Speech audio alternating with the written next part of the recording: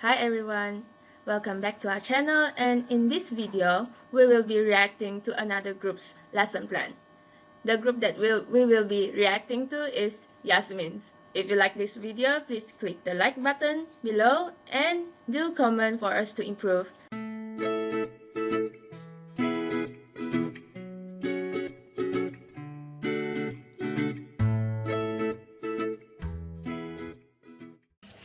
Hello everyone, I'm Sunlin. Today I'm going to review my friend's face-to-face lesson plan. The face-to-face lesson plan focuses on the teaching of listening and speaking skill.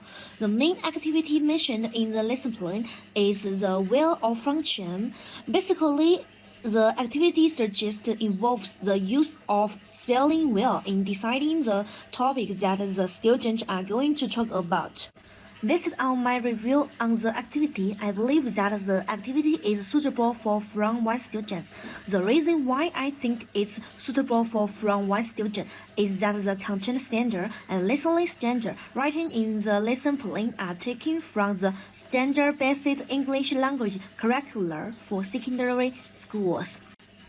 In addition, I think that the activity is suitable for students with advanced level of proficiency. This is because they are required to give impromptu speech the topic shown on the spelling wheel. The students are expected to have background knowledge and the ability to speak fluently during the activity. Therefore, I think that the activity is suitable to students with high proficiency. The activity is not suitable for beginner and intermediate students as they may face difficulties in giving speech if they are not provided with any speaking prompts. In my point of view, I agree with the activity suggested. I believe that students will be attracted with the spelling wheel activity instead of using the traditional method of picking a topic from a box. Using spelling wheel in choosing a topic makes the process become more interesting. The activity encouraged active participation of every student. It also enhanced the interaction between students and students when the listener can actually ask the speaker on some question related to the topic. What's more, I think that the spelling wheel activity is suitable for face-to-face class. The main prop, which is the spelling wheel, is created using pen and papers. Thus, it can be used in a face-to-face situation where students can spell the wheel by themselves and talk about the topic chosen in front of the class. In addition to the constructive vision theory that they touched about, I think I can add in Grace's maxim of conversation in regards to their lesson plan. During the speaking activity, students will apply 4 of the maxims of conversation. Firstly, the maxim of quantity. Students should say neither more nor less than the discourage requires. They should point out the views within the given time. Next, maxim of relevance, by which students have to be relevant in delivering their speeches. They have to see what's relevant to the topic that they have chosen. Then, maxim of manner. Students have to be brave and orderly to avoid ambiguity and obscurity. Students have to deliver their speeches in order by starting with an introduction and end with a conclusion. Last but not least, maxim of quality. Students have to contribute as much information as possible. They should not make unsupported claims when they talk about the topic choosing. I believe that I will use the spelling wheel activity in the future in class.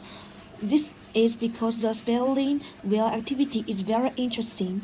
Apart from that, I also think that this activity not only applicable to the teaching of listening and speaking skill, it also can be used to touch other language skills such as writing skills.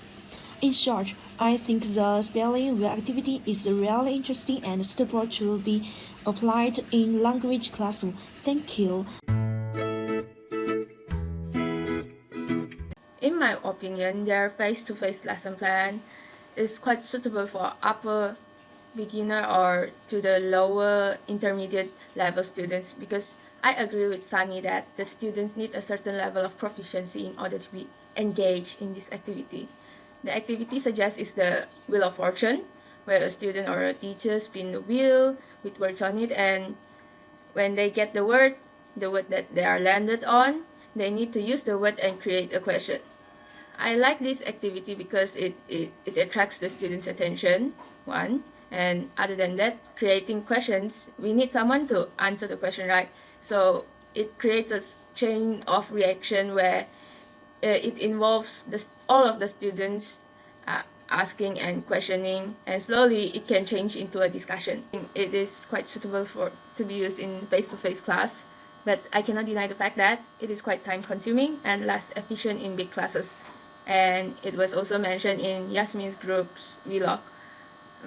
I would definitely like to try it in the future, but maybe add some more other instruction and fine tweaking it a little bit, when what I have in mind now is putting down a theme for the words on the wheel, so that we can ensure the discussion doesn't go out of the world and is under some framework. And moreover, if the words are under theme, it would build up the students' knowledge, since it has a sense of connection between these words. Crescent's filter hypothesis did mention that comprehensible input contains language slightly beyond the current level of the learner's internalized language. So if we build it up, the students would be they would find it easier to get back to their own schemata and add it to the newly learned language.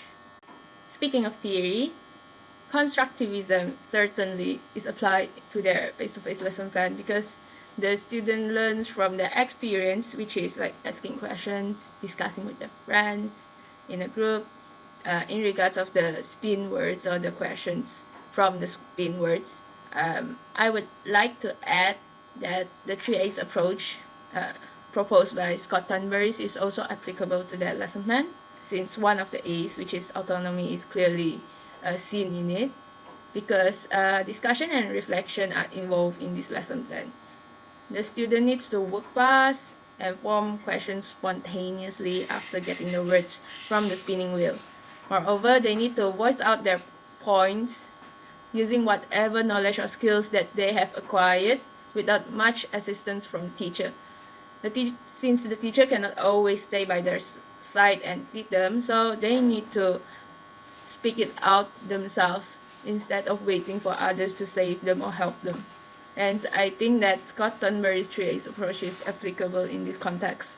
Okay, going back to how I would change it for future class purpose.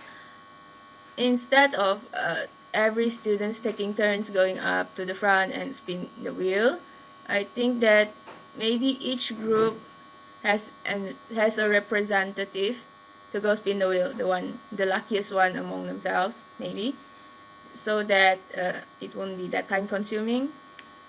Although this would reduce the chance of maybe introverted students or those that speak less in class to go in front of the class and ask a question, but maybe they would be more comfortable and confident in speaking in small groups when they are discussing, not going to the front and all that.